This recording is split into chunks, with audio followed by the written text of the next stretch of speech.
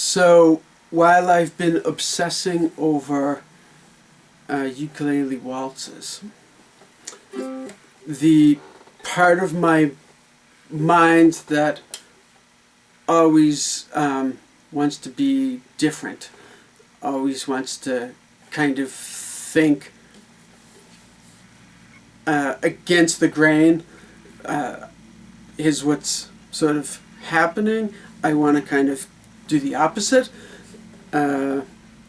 which my two brothers and my sister were all three in the military, and for like many years, my two brothers actually, it was their career. They recently retired, but I was like the exact opposite with like the long hair and everything. So there's proof even growing up I was always the contrarian, always the sort of go against the grain person. But anyway, so while I'm obsessing over these waltzes, I then kind of think and go, okay, you know, I come up with this waltz, you know,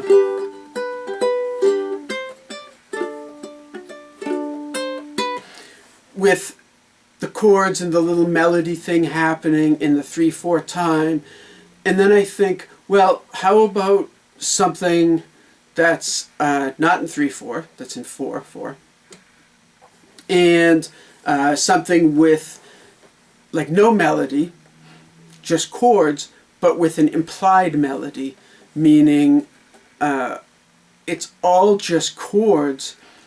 This piece that I'm going to show you next. It's all just chords, but it there's sort of a melody that runs through the chords. So I thought, you know what, I'm gonna try this and see what happens. So in my I guess tradition of naming these really boring names, Ukulele Etude number 1 in C major. So anyway,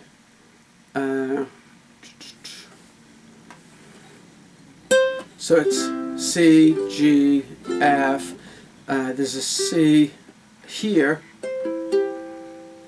which is 5/4/3, a little different. A G, which is 4/5/3. Well, G7 actually. Yeah, it's a G7. I think that's about it for different chords. The usual kind of a G in there too. That's about it. So I'll just run right through it.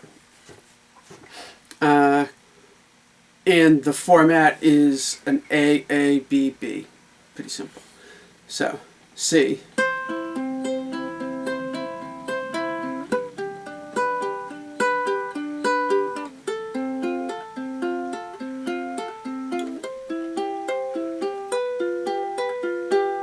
And that's the first part, and then it repeats.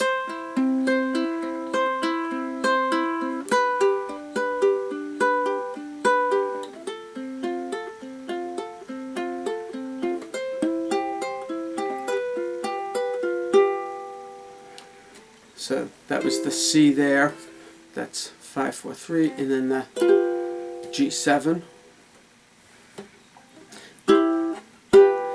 And actually I like that. I liked that little chord move because it really shows how very close the C and the G7 are. So ignoring the music theory and the notes and everything, we have 5/4/3. The 5 goes down to 4 on that string. The 4 goes up to 5 on the C. And this note on the 3rd fret of the E string stays the same. So out of the 3 notes, one note goes up a fret, another note goes down a fret, and another note stays exactly the same. So you can see how really close they are, and I think that's one of the reasons why I think this sounds so nice.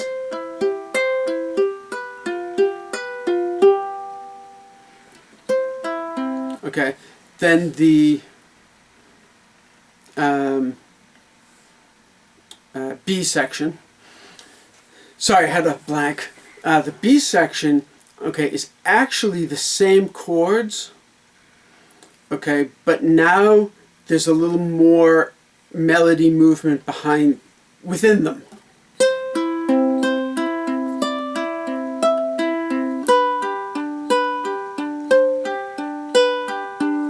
Then the F, then the C, then it repeats.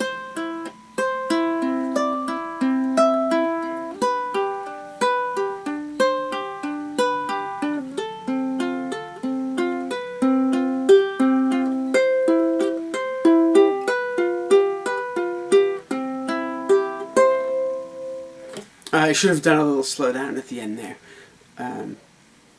But anyway, so that's it. The ending, the C, I like going a little bit out of order with the strings, but what it's doing is putting the C chord, when you play the single notes out like that, it's called an arpeggio. Putting the C arpeggio notes in order. So if I just played, actually, 3rd fret, sorry. Okay, it's, so that note goes down, that note goes up, and that note goes up. So it's down, up, up, instead of all in the same direction. So what I did was I wrote it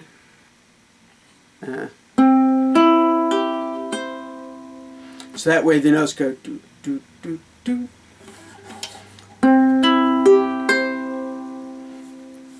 Pretty easy, but I feel that that has a little more of a kind of final ending where it sort of goes ding up to that root note there, the C, for the C chord. So that's about it. Another neat little thing about this that really kind of exploits the unique tuning of a ukulele is, if we look at the first little bit, the melody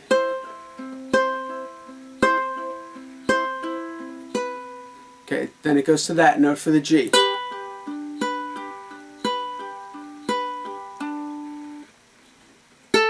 Then it goes to that note.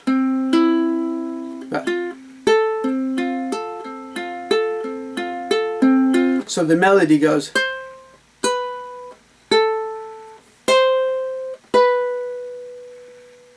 instead of, which I could have done just all in that string, but it would make some of the chords a little more difficult to get to. So the C could have done that, but then the notes would then be, so ding, ding, ding. And now instead of being 1, 2, 3 in a row, it kind of jumps around a little bit. Didn't want that. I just wanted it to have that nice flow of the notes going. If I just play.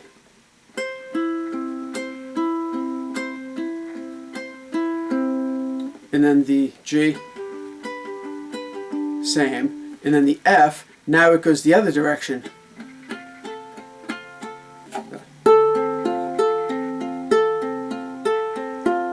And now the C also.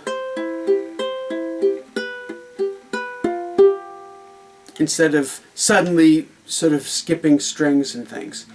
But that's it. So Ukulele Etude number 1 in C major.